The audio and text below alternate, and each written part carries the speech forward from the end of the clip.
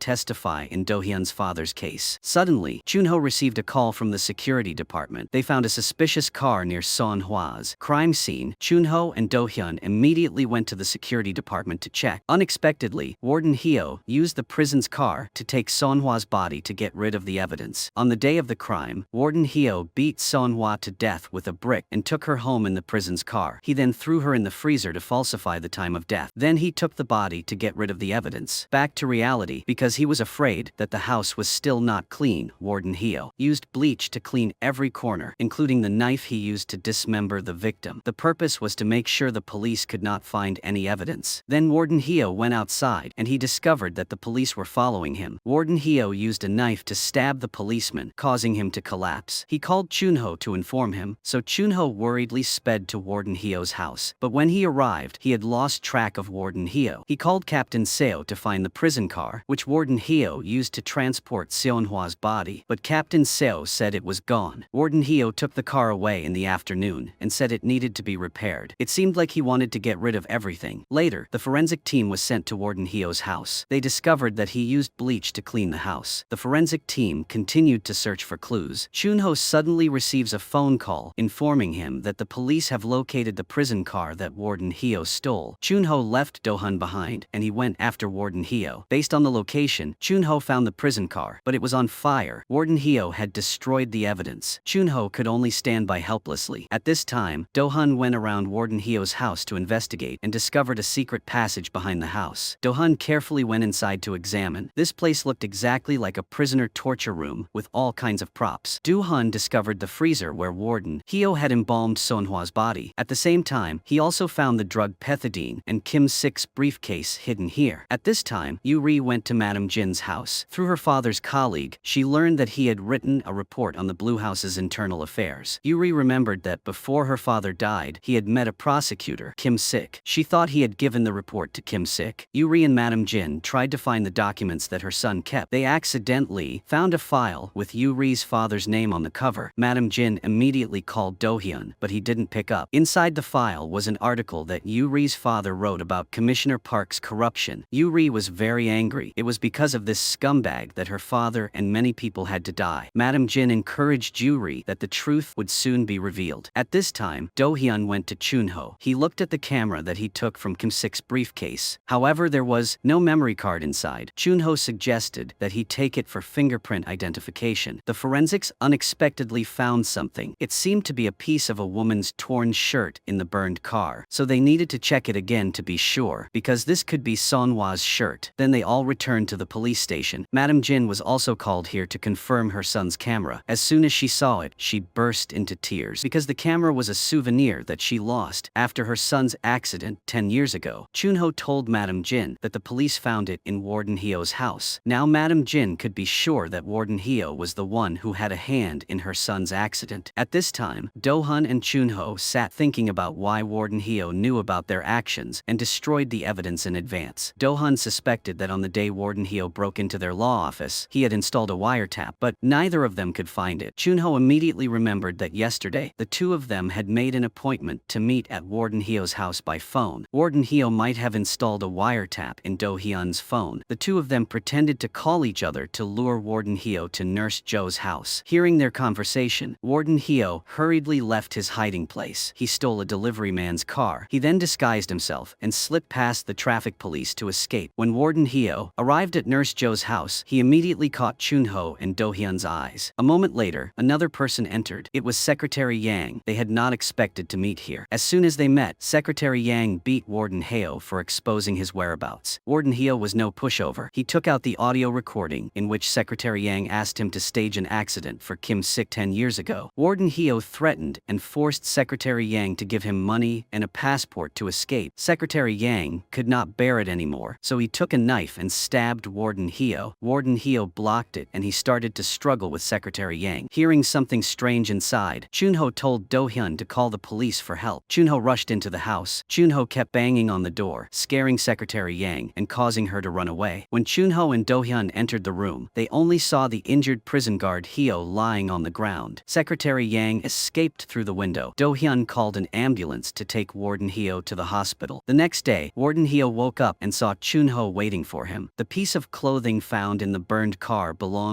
to Son-hwa. Chun-ho asked Warden Hyo why he killed Son-hwa, but he said he wouldn't say anything. Chun-ho took out the tape recorder that Warden Hyo dropped. It was evidence that he had staged Kim Sik's accident 10 years ago. Even though Warden Hyo kept silent, this time he still couldn't escape punishment. Suddenly, a group of people rushed in. Chun-ho immediately recognized the leader as the lawyer who had stopped him from questioning Do-hyun's father. The lawyer had come to take Warden Hyo away. Because he had been assigned to be Warden Hyo's defense attorney, Chun-ho didn't believe it. Because Chun-ho was here to guard Warden Hyo 24 hours a day, and he had never seen him hire a lawyer, the lawyer was afraid of being exposed, so he just reminded the prison guard Hyo to keep quiet and then left. At this time, Yuri brought Dohan the article her father had found in the prosecutor's files with Madam Jin. It exposed Commissioner Park's corruption in the defense industry. He had used money to invest in weapons trading, bribed high-ranking officials, and many other crimes. Dohan finally found out about Commissioner Park's connection with the Ministry of Defense and the subjects he was investigating. The reason why prison guard Hyo's background had disappeared was also made clear. It was thanks to the cover-up by the commanding general. Perhaps Yuri's father wanted to expose this truth, so he was punished. The next day, Dohan went to the hospital to question prison guard Hyo. Dohan used the wound that prison guard Hyo was suffering from to warn him that this time he was only slightly injured, but next time he might lose his life. Once the pig warden is no longer of any use, the person behind the scenes will order his execution. He started to shake, but in the end, he still refused to confess anything. Do-hyun had no choice but to go outside. Just then, someone came running to inform that Nurse Jo had suddenly died in prison. Do-hyun and Chun-ho were shocked. He went back to the law office to tell Yuri about this. She was extremely sad. Chun-ho was angry that why bad people always make others take the blame. At this time, Warden Hyo also knew the news. He did not expect that the one who had to go first would be his adopted sister. He knew that the person behind it would not forgive him, so he decided to call Dohan to ask for cooperation. Warden Hyo hoped that Dohan would be able to expose the secret behind the Blue House. Knowing this, Lawyer Gum immediately reported to Chairman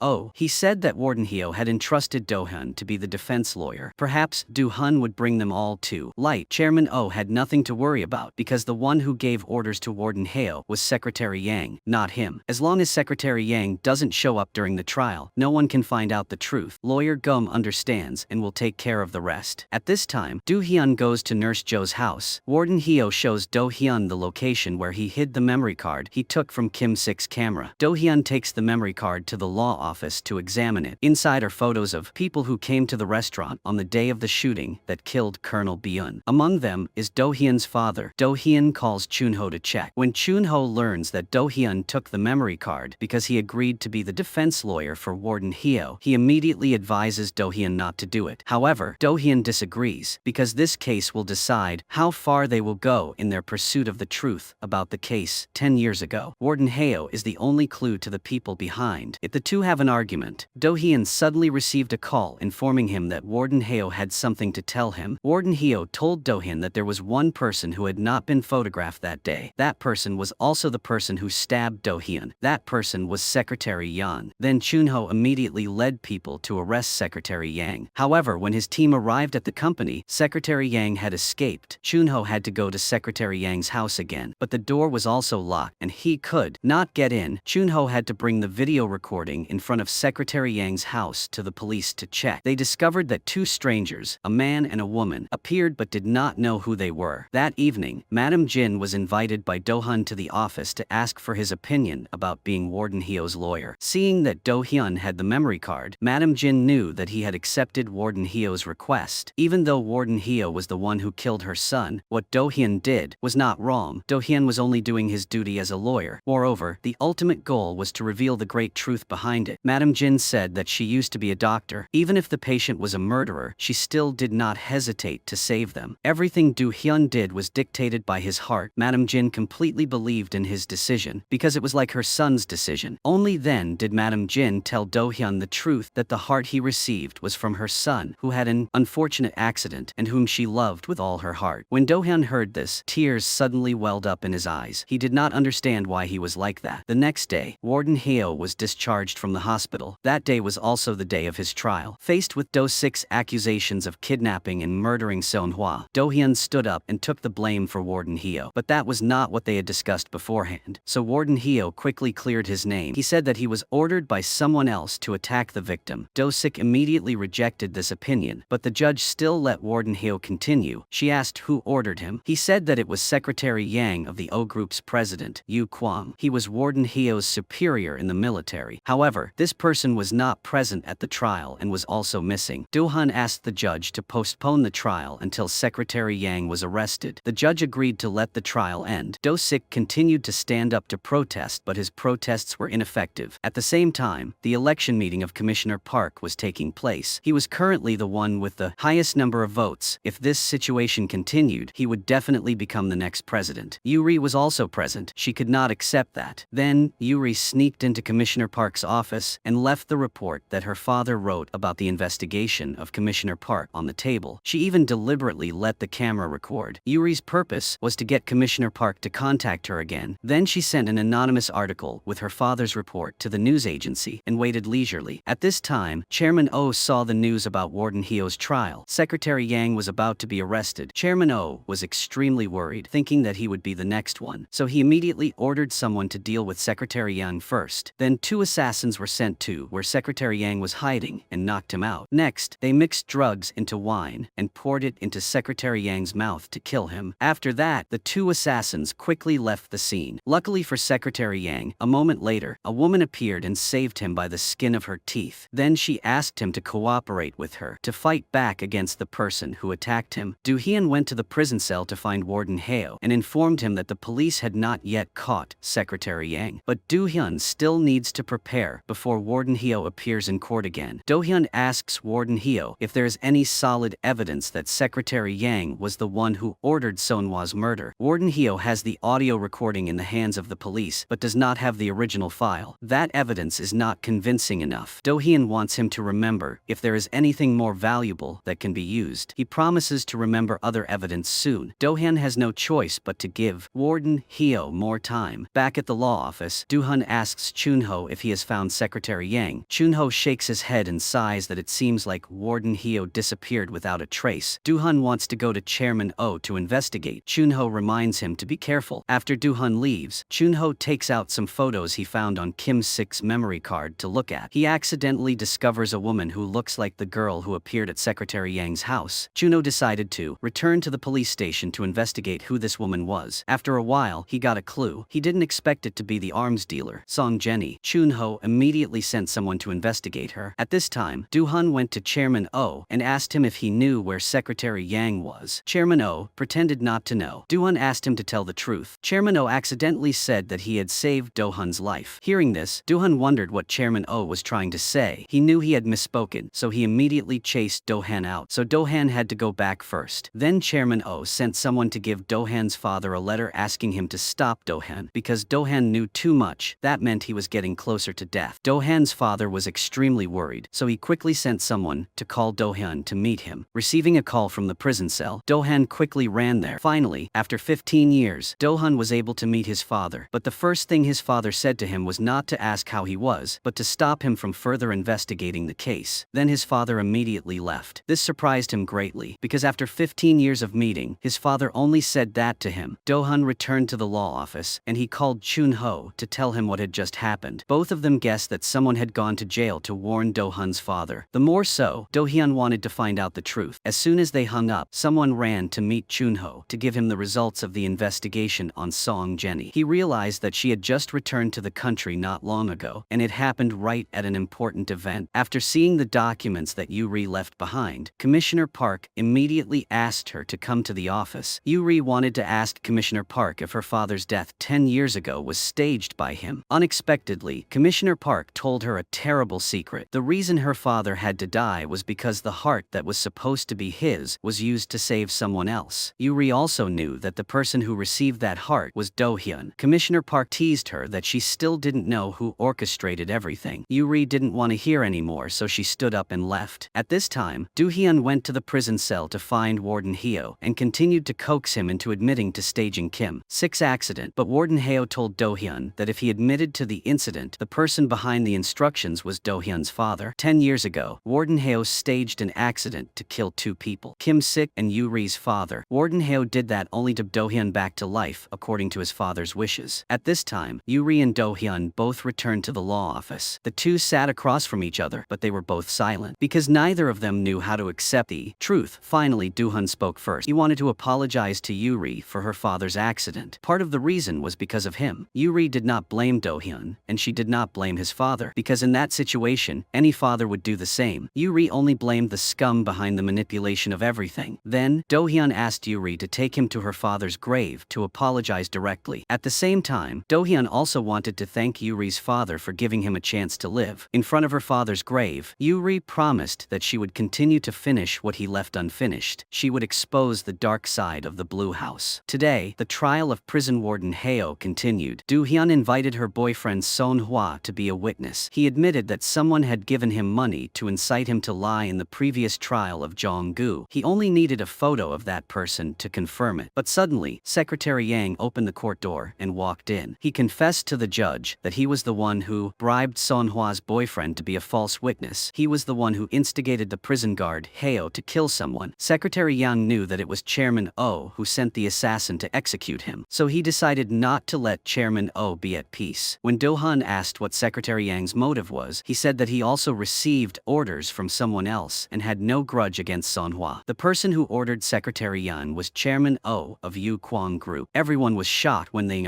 heard. When Chun-ho and the police received the news, they quickly got to work. They sent people to Yu Kwang Group and took Chairman Oh to the police station. In the interrogation room, he refused to say anything. He wanted to wait until his lawyer arrived. Chun-ho met lawyer Gum again. Every time something happened, he appeared faster than anyone else. Lawyer Jum wanted Chun-ho to uncuff Chairman Oh so he could talk to his client, but Chun-ho said he forgot to lock it and left. Chun-ho then stood outside and observed the conversation between lawyer Gum and Chairman Nomber. Oh, they whispered something very ambiguous to each other, but Chun-ho couldn't hear it clearly. Suddenly, Chun-ho received a call from Dohan, informing him that Song Jenny had asked to cooperate with him. Chun-ho immediately returned to the law office. Dohyun gathered everyone and said that the reason Song Jenny asked to cooperate was because she had a relationship with Son-hwa, but maybe that was just an excuse. Song Jenny's real purpose was to fight against Commissioner Park. However, it would be better if the group investigated Seonhwa's relationship with Song Jenny first to know what her intentions were. Was she a friend or foe to them? Chun-ho also agreed to investigate in that direction. He stood up and asked everyone's permission to return to the police station. At the police station, Chun-ho received Chairman Oh's medical records. The lawyer had forged this so that he wouldn't be detained. Chun-ho ordered his team to investigate Song Jenny to find clues to send Chairman Oh back to prison. A while later, Captain Seo brought the information he had found about Song Jenny. 10 years ago, Jenny and Son-hwa were on the same flight to the Philippines. It was very likely that the two were friends. At that time, Dohan's father's case was also in trial. 4 years ago, Song Jenny returned to Korea with a man. They attended an international military weapons conference and then returned to the Philippines. Recently, Song Jenny returned to Korea at the exact time when a Korean military plane crashed into the East Sea. Song Jenny was present in Korea during all events related to the command. Chun-ho believed that based on these clues, they could find something. In the evening, Dohan received a call from Song Jenny asking to meet him for an important talk. She would reveal all her secrets to him. She wanted him to go alone, but Dohan still carefully informed Chun-ho so he could lie in ambush, because Dohan had a bad feeling. On the way, Chun-ho discovered a police car heading towards Dohan's location. Chun-ho realized something was wrong, so he immediately ran to the scene. When Chun-ho opened the door and went inside, he saw Dohan holding a gun. Song Jenny had been shot through the heart. Seeing the police, Dohyun put down his gun so that Captain Seo could handcuff him and take him to the police station. In the interrogation room, Chun-ho asked Dohyun if he was the one who killed Song Jenny. Unexpectedly, Dohyun admitted it, but he did not explain the reason, so Chun-ho angrily walked out. Captain Seo asked Chun-ho what Dohyun wanted to do. When Captain Seo learned that Dohyun had confessed, he was extremely surprised. Chun-ho felt that this was exactly like 15 years ago. Chun-ho remembered that before Dohan went to see Song Jenny, he was still talking normally. Chun-ho was sure there was something hidden here. Chun-ho remembered a car passing by him on the road. He immediately immediately asked someone to check the surveillance cameras in the area because the driver could be the real shooter. Through the surveillance cameras, Chun-ho discovered that a man's car passed by the scene right at the time of the shooting. Chun-ho asked Captain So to investigate who this person was. Do-hyun was taken to a detention room. He took out his father's photo. It turned out that someone used his father to threaten and force him to admit to shooting Song Jenny. Otherwise, his father would lose his life. Currently, his father is seriously injured and is in the hospital. The reason is that a killer disguised as a prisoner entered the detention room and attacked Do-hun's father. Just after he recovered, he read an article about Do-hun's case, so he was extremely worried. At the moment, Chun-ho was waiting for the results of the gunpowder sample test, but he still hadn't seen it. Chun-ho remembered that Do-hyun's father's case 10 years ago also had no results for the gunpowder sample. Only now did Chun-ho realize that someone had secretly taken it from the forensic room. To avoid this happening again, Chun-ho decided to go get it himself. This time, Chun-ho had both the results of the gunpowder sample in Do-hyun's hand and the results from 10 years ago. Both were negative. This proved that neither Do-hyun nor Do-hyun's father pulled the trigger. With the results, Chun-ho brought them back and questioned Do-hyun. It was clear that Do-hyun was not the shooter, but why did he confess? Only then did Do-hyun admit that when he arrived, Song Jenny was shot to death. Do-hyun was also beaten unconscious by someone who staged the crime scene. That person then called the police to arrest him. However, Do-hyun still wanted to be tried like his father's case years ago. The purpose was for them to find out how the people behind the scenes manipulated everything. Do-hyun's confession was what they wanted. Chun-ho couldn't accept it because it was too reckless. Do-hyun might end up in jail like his father, but once he made up his mind, he wouldn't change his mind. Chun-ho had no choice but to cooperate. Suddenly, Chun-ho received a call from Yuri. Do-hyun didn't want to talk to her for the time being, so Chun-ho had to go back to the law office by himself. Yuri and Madam Jin knew about Do-hyun's situation. Chun-ho said that he had arranged it. This made both of them very confused. Madam Jin was worried that if Do-hyun's case was transferred to the prosecutor's office, his plan would be difficult to come true. Chun-ho encouraged them that he wouldn't let anything happen to Do-hyun. The two women should continue to wait. Just as Madam Jin predicted, the prosecutors came to the police station to demand to take Do-hyun away. Captain So and Chun-ho didn't comply. They were called useless police officers, and the prosecutors only knew how to take bribes and abuse their power. Chun-ho wanted to punch them, but he had to restrain himself so as not to ruin Do. The prosecutors couldn't do anything, so they left. Chun-ho then returned to the detention room to inform Dohan. Dohan knew that sooner or later he would be taken away by the prosecutors. Dohan wanted Chun-ho to help him with one more thing. Dohan needed to go to the restaurant where his father's murder happened 10 years ago. Dohan suspected that besides the people Chun-ho saw at the scene that day, including Colonel Bian, Chairman Oh, and Dohan's father, there were other people present. The two witnesses, Song Jenny and Son Hwa, were both killed, so now he could only go and confirm it himself. The two went to the scene together. Based on the blood-stained photo and what Chun-ho saw that day, the two discovered that there was someone else sitting next to Colonel Bian before he was shot dead. They needed to find out who this person was. Do-hun's biggest suspicion was Commissioner Park. Chun-ho also agreed to investigate him. Do-hyun was then taken back to the detention room. He went back and forth as if it was his own home. Do-hyun asked Chun-ho one more thing, which was to go find his father and ask about the past. Surely his father had heard about his case, so his father would not stay silent like before. Chun-ho thought Do-hyun was too smart. Do-hyun could immediately turn things around after going to jail. Do-hyun would request a retrial of his father's case because he had enough grounds to do so. He just needed to convince his father not to confess anymore. The next day, Chun-ho went to visit Do-hun's father and received news that Do-hun's father was in the hospital. When Chun-ho arrived, he discovered that Do-hun's father had tied up the prison guard and escaped. Chun-ho immediately informed Do-hyun. Do-hun was extremely worried. Immediately after that, Do-hun's father became an urgent wanted person. The police came to the law office to search but could not find him. Yuri and Madam Jin wondered where he could have gone. In the evening, Chun-ho returned to the detention room to inform Do-hun that the police had not found his father yet. Do-hyun worriedly asked Chun-ho to take him out to find his father. As soon as they reached the door, Do-hyun's father suddenly rushed in, causing the entire police station to panic. He asked for permission to talk to Do-hyun privately. Chun-ho agreed. When the prosecutors arrived with an arrest warrant for Do-hyun, Chun-ho tried to stall for time. Suddenly, Do-sik received a call from his superiors, ordering him to return immediately. Do-sik had no choice but to accept the order. A moment later, Do-hyun and his father were led to the interrogation room to talk. Do-hyun wanted his father to tell the whole truth of 10 years ago so that he could help help his father get a retrial. In the end, Dohan's father told the whole truth. He was not the one who fired the gun. When he arrived, Colonel Bian was already dead. There was not only him and Chairman Oh, but also Commissioner Park and another person. But Dohan's father did not know who that person was. But this person was the one who held the real power. He commanded all the others. Hearing this, Dohan and Chun-ho were both surprised. Dohan promised his father that if you asked for a retrial, I would bring all the people present that day to court. Dohan's father wanted him to be the defense lawyer in the retrial of the Colonel Bian murder case 10 years ago. Dohan smiled and accepted. Then Dohan's father agreed to let the police take him away. The press quickly got the news of his request for a retrial. Yuri and Madame Jin also saw this news. Suddenly, Yuri received a phone call. Dohan wanted to see her. Later, Yuri appeared at the police station. Dohan told her everything he would do in his father's retrial. He wanted to expose all the truths from 10 years ago, including Yuri's father's accident. She had also gotten over this a long time ago. She also promised to testify in court to contribute a little effort to bring the people behind it to light. Dohan wanted to ask Yuri one more thing. The police would soon hold a press conference. He hoped that while she was there, she would name all those involved in the case 10 years ago so that people could see through their evil faces. On the day Chun-ho held a press conference, he announced two important pieces of news. One was that lawyer Choi was innocent in the recent case. Two was that he announced a reinvestigation of the murder case of Colonel Bian of the army 10 years ago. Because the defendant in that case had changed his testimony, Yuri was present at the press conference, and she did exactly as Dohan instructed. She named Commissioner Park, the lawyer and the prosecutor, in Dohan's father's case. The public raised many questions about how these people were related to the case that year. After the press conference ended, Chun-ho was called up by the chief to be reprimanded. The reinvestigation of the case confirmed that the police were irresponsible, but Chun-ho told the chief that it was better to make mistakes and correct them than to let the work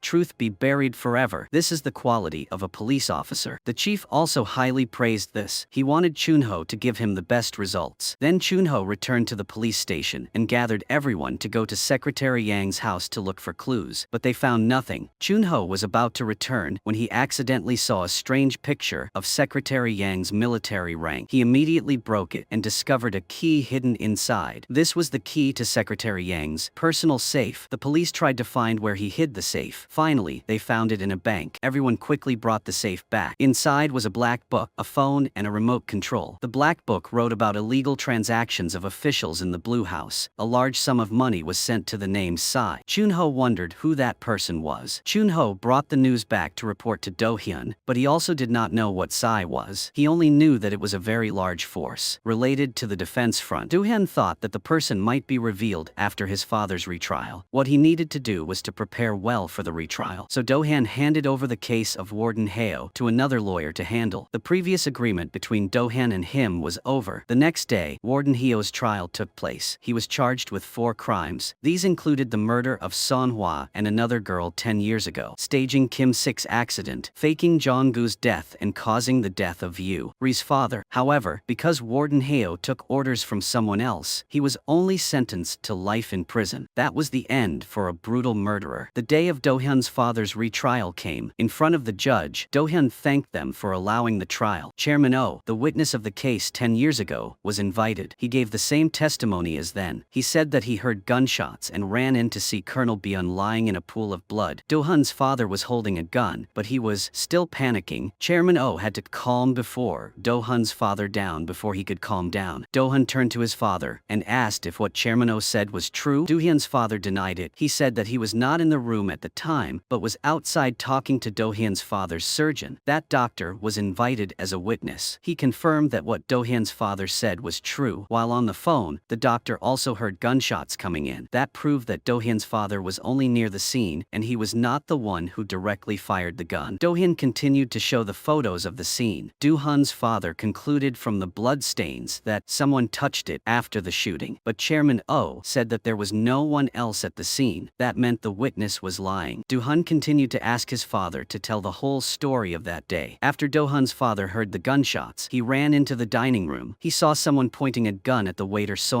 so he stopped him. That person was Commissioner Park. Everyone was surprised and the scene became chaotic. Dohan also finished his questioning. Next, it was the prosecutor's turn to question the defendant. The prosecutor asked Dohan's father why he confessed 10 years ago. ago. He said that Do-hyun really needed a heart transplant at that time. Chairman Oh asked him to confess in exchange for his son's life. After learning that the transplanted heart was taken from another person, Do-hyun's father was extremely remorseful, so he decided to go to jail to repent. But if he could choose again, he would still do the same, because he could not watch Do-hyun die. The prosecutor finished his questioning. At the end of the trial, Do-hyun had one more request: to summon Commissioner Park for the next session. When Commissioner Park heard this, he was extremely angry. He called Chairman Oh and Lawyer Gum to scold him. Chairman Oh was also in a dead end, so he threatened to expose the truth. The lawyer in the middle had to appease both sides. Then they returned, and Yuri accidentally recorded the video of this scene. In the evening, Chun-ho went to see Do-hyun. He investigated another matter. Do-hyun's father and Colonel Bian were once in the Weapons Inspection Committee of the command. Before the incident, both of them had gone to Germany to cooperate in purchasing military aircraft. Chun-ho guessed that this trip had some problems. Perhaps Do-hyun's father and Colonel Bian discovered that the German military aircraft had problems, so they did not decide to import them. They accidentally went against the wishes of an insider, causing him to lose benefits, so he took action to eliminate Colonel Bian. Based on the black book he got from Secretary Yang, Chun-ho knew that the person who profited the most from the arms trade was Psy. He also investigated that SI was the Song-yi Foundation, which was active in the business financing field. Chun-ho will investigate which company received the funding. Do-hyun will also go to ask his father about this. After Chun-ho leaves the law office, Do-hyun turns on the computer to check. He receives a pre-ordered email from Song Jenny. Unexpectedly, before she died, she had prepared it for Do-hyun. The email about the Black Bear project was signed by South Korean President Park Myung-suk and CEO of Germany's leading arms corporation, Marco Hoffman. Unexpectedly, the secret behind the Blue House is so big, Do-hyun immediately goes to the prison to see his father. He feels suspicious about why all the people who opposed the Blue House died, but only Do-hyun and his father survived. Now he understands everything. The reason is that Do-hyun's father is keeping something that they dare not reveal. That is the report of the Black Bear project. Hyun wants to know where it is hidden. Do-hyun's father realizes that he must finally reveal the truth. He tells Do-hyun where to get it. It turned out that Do-hyun's father hid it in his mother's grave. Do-hyun got the report of the Black Bear project from the two countries' top powers. Once it was announced, the whole world would be shocked. Do-hyun decided to bring it back first, but he didn't expect that before he could go far, he was intercepted by an assassin. The assassin pulled out a knife and tried to stab Do-hyun, but prosecutor Jong came over, so the assassin didn't dare to attack, so Do-hyun escaped danger. It turned out that prosecutor Jang discovered that someone was following Do-hyun, so he secretly followed to protect Do-hyun. At the same time, Chun-ho went to the Song-yi Foundation to investigate. He met with leader Cha-tak and carefully probed, but the final boss was definitely a cunning fox. Cha-tak didn't reveal any clues, so Chun-ho had to go back first. He had someone check Song-yi's security cameras and where the money from the Yukwang group was coming from. Then Chun-ho returned to the police station. Through the camera analysis, he discovered that Son-hwa had gone to the Song-yi Foundation before she went missing. He wanted to report this news to Do-hyun. The group of four gathered at the law office. Do-hyun took out the Black Bear report. Just because of such a piece of paper, so many people had to die. Chun-ho also found out that the boss of everything was the leader of the Song-yi Foundation. Madam Jin suddenly remembered that Son-hwa might have seen the news about Cha-tak when she was